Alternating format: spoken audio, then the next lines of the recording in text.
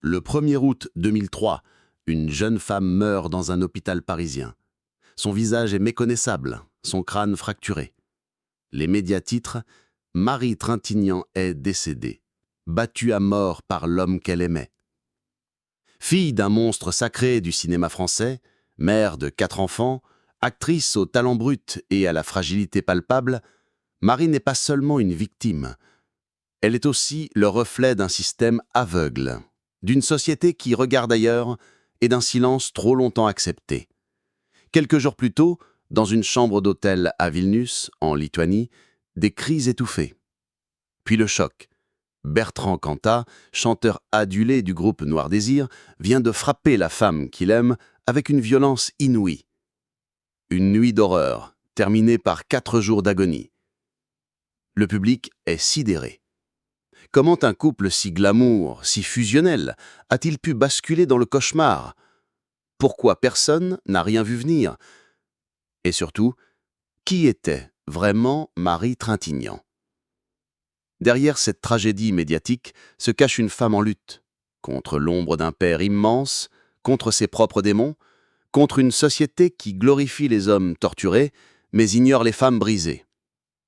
Car Marie, avant d'être un drame, était une voix, un regard, une intensité rare à l'écran, une femme blessée, incandescente, assoiffée de reconnaissance et de tendresse. Son histoire est celle d'un destin fracassé, d'un amour toxique, d'une carrière sabotée par le silence et la peur, mais aussi celle d'un héritage, un cri posthume contre les violences faites aux femmes. Mais la vérité derrière tout cela est bien plus sombre. Elle est née sous les projecteurs, mais n'a jamais vraiment cherché la lumière. Marie Trintignant voit le jour le 21 janvier 1962, à Boulogne-Billancourt. Sa mère, Nadine, est réalisatrice. Son père, Jean-Louis Trintignant, est déjà une légende vivante du cinéma français. Elle grandit dans une maison de silence, d'élégance, mais aussi d'ombre. Très tôt, elle comprend qu'il ne suffit pas d'aimer pour être aimé, que dans cette famille, on s'exprime peu et on ressent beaucoup. À l'âge de 9 mois, elle apparaît pour la première fois à l'écran, dans un film de sa mère. Puis, pendant toute son enfance, elle devient une sorte de muse involontaire, celle que l'on filme sans jamais vraiment regarder. Mais c'est une tragédie intime qui va tout faire basculer. En 1972, Marie n'a que 10 ans, quand sa petite sœur Pauline meurt brutalement d'un virus cérébral. Le deuil brise sa mère, le silence enveloppe la maison. Marie, elle s'enfonce dans une tristesse sourde qu'elle ne parviendra jamais à nommer. Elle commence à écrire des poèmes sombres. Elle parle seule. Elle regarde le monde avec un regard que personne ne comprend vraiment. On dit d'elle qu'elle est sauvage, qu'elle refuse de sourire. En réalité, elle se construit une armure. À l'école, elle est brillante, mais instable. Trop sensible, trop fragile, trop à fleur de peau. Elle rêve d'animaux, de nature, de fuite. Pas de tapis rouge, pas de projecteur. Et pourtant, le cinéma la rattrape. À 17 ans, elle tourne Série noire aux côtés de Patrick Dewarer. Le choc. Le rôle est dur, cru, mais elle irradie, une révélation.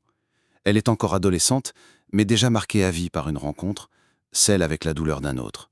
Elle dira plus tard que ce film l'a changée de l'intérieur, que Dewarer, acteur génial et torturé, lui a montré qu'on pouvait transformer ses blessures en art, qu'il fallait plonger dans ses failles pour exister à l'écran. Marie n'a pas choisi ce métier, il l'a choisi. Elle aurait voulu être vétérinaire. Elle finira par incarner la femme à la fois forte et brisée, à la voix rauque et au regard insoutenable. Son enfance, c'est un labyrinthe d'absence, de pertes, de non-dits, une maison pleine de cinéma, mais vide de chaleur, et une petite fille qui, trop tôt, a appris à cacher sa peine derrière une force apparente. Dans les années 80, Marie Trintignant devient une figure singulière du cinéma français. Ni starlette, ni icône glamour. Elle est ailleurs, intense, opaque, imprévisible. Une présence magnétique, presque troublante. Son jeu est brut, presque sans filtre. Elle n'interprète pas, elle vit. Chaque rôle semble l'absorber, l'habiter entièrement. Elle enchaîne les films d'auteur, les personnages cabossés, les femmes en lutte, comme elle. Claude Chabrol la dirige dans plusieurs films, Elle devient son actrice fétiche. À chaque tournage, il découvre une autre facette d'elle, plus dure, plus fragile, plus libre aussi. Le public, lui, ne comprend pas toujours. Elle n'est pas une actrice facile, elle dérange, elle fascine. Mais Marie ne cherche pas à plaire. Elle veut qu'on l'écoute, qu'on la voie telle qu'elle est. Elle refuse les rôles de femmes objets, refuse les conventions. Elle fume, elle parle fort, elle revendique son droit d'être complexe. Dans un milieu encore très masculin, elle bouscule. Son rôle dans Le Cousin, en 1997, lui vaut une nomination au César. Puis vient Victoire ou La douleur des femmes, un téléfilm sur les violences conjugales où elle livre une performance bouleversante. Ironie cruelle du destin, ce rôle, elle le tournera quelques mois avant d'être elle-même victime de violences mortelles. Mais derrière cette montée en puissance, quelque chose flanche. Marie est épuisée. 4 enfants, une vie sentimentale instable, un rythme de tournage frénétique. Elle court après une paix qu'elle ne trouve jamais. Les plateaux deviennent sa seule échappatoire. Là, au moins, on ne la juge pas. Là, elle peut être quelqu'un d'autre. En 2002, elle rencontre Bertrand Cantat. Le coup de foudre est immédiat. 2 âmes en fusion, 2 êtres passionnés, 2 tempéraments volcaniques. Leur liaison déchire leurs familles respectives, scandalise la presse. Mais Marie s'en moque. Elle aime. Elle s'abandonne. Elle tourne alors son dernier projet, un téléfilm sur la vie de Colette, une autre femme libre, rebelle, en avance sur son temps. Un rôle miroir, presque prophétique. Sur le tournage, tous remarquent qu'elle est tendue, plus mince, plus nerveuse. Elle garde son portable toujours près d'elle. Les appels sont fréquents, les disputes silencieuses. Personne n'ose poser de questions. Après tout, elle est au sommet. Belle, admirée, active. Elle prépare même un retour au théâtre. L'illusion est parfaite. Mais comme toujours chez Marie, la lumière cache les fêlures. Et cette fois, la faille va s'ouvrir tout entière. Marie Trintignant n'a jamais aimé parler d'elle. Lorsqu'on lui posait des questions trop personnelles, elle éludait. Un sourire bref, un regard fuyant, puis le silence. Mais ceux qui la connaissaient savaient, derrière l'actrice respectée se cachait une femme en lutte permanente contre l'angoisse, l'abandon et la peur d'être détruite. Son rapport aux hommes était complexe, elle cherchait une forme d'absolu, une passion totale, dévorante, mais souvent elle tombait sur des hommes instables, exigeants, parfois violents verbalement. Elle encaissait, se taisait. Pour ses enfants, pour sa carrière, pour ne pas déranger. Avec Bertrand Cantat, tout avait commencé dans une intensité irréelle.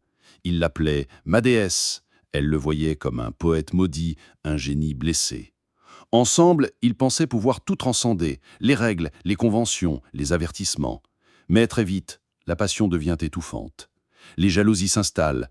Bertrand supporte mal la proximité de Marie avec d'autres hommes, même sur un plateau. Il l'appelle sans cesse. Il débarque à l'improviste. Il la surveille. Autour d'eux, certains sentent le danger. Un maquilleur racontera plus tard, elle changeait d'humeur d'un instant à l'autre. On la sentait sous tension. Une collègue de plateau dira avoir vu des bleus sur ses bras. Marie, elle, nie. Elle rit, elle détourne. Comme beaucoup de femmes sous emprise, elle protège son bourreau. Elle commence à s'isoler. Elle s'éloigne de certains amis, de certains membres de sa famille. Elle devient plus silencieuse, plus nerveuse. Sur le tournage de Colette, elle perd du poids. Elle ne dort plus bien, mais elle continue, comme si le travail pouvait la sauver. Les journalistes, eux, commencent à flairer une histoire. Les paparazzis traquent le couple. Des photos floues, des regards lourds. On murmure que tout n'est pas rose entre eux, mais le public ne veut pas y croire. Marie est une actrice respectée. Cantat, une rockstar engagée. Ils sont beaux, brillants, énigmatiques. Qui oserait creuser derrière le mythe? Et puis, il y a cette obsession de Marie pour la douleur. Dans ses rôles, elle explore toujours les mêmes thématiques.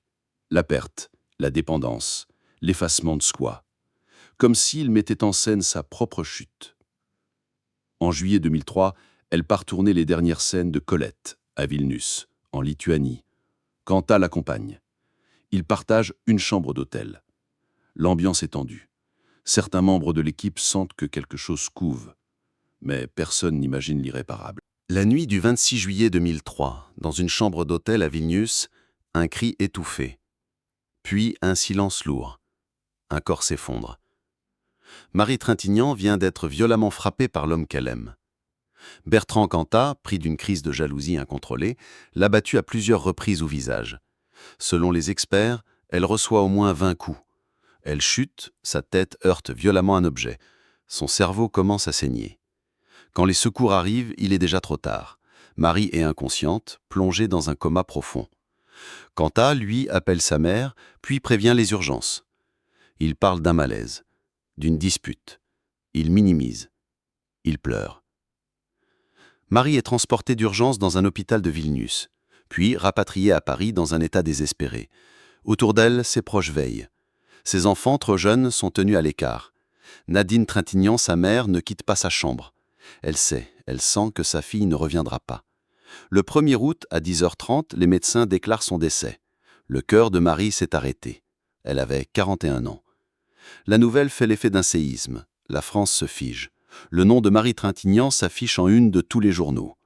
Les hommages affluent. Les questions aussi. Comment a-t-on pu laisser faire ? Comment cette femme forte, admirée, a-t-elle pu mourir sous les coups d'un homme qu'elle aimait ?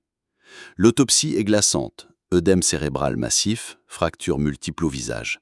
Pas d'armes, juste des poings et une rage incontrôlée. Bertrand Cantat est arrêté, jugé à Vilnius. Il écope de 8 ans de prison, en purgera 4. La peine choque. Beaucoup la jugent trop légère, d'autres au contraire le défendent. Le débat divise, mais une chose est claire, une femme est morte et personne ne pourra l'effacer.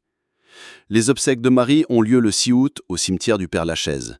Une foule silencieuse accompagne le cercueil. Catherine Deneuve, Isabelle Huppert, Michel Piccoli, tous sont là. La France du cinéma pleure lune des ciels.